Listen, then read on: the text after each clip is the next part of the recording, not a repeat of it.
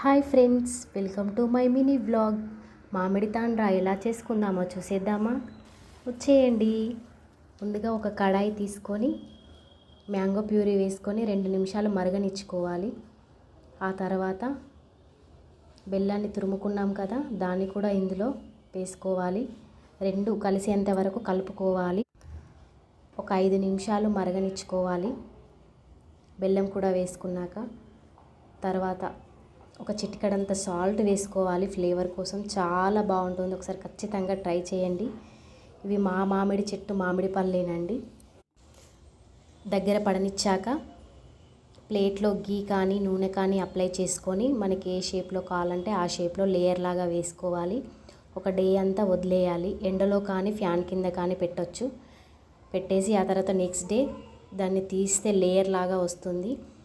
ఒకదాని మీద ఒకటి వేసుకొని కట్ చేసుకొని తినేయడమే. మామిడి తాండ్రా రెడీ. ఇంకా ఒకసారి ట్రై చేయండి, చాలా బాగుంటుంది.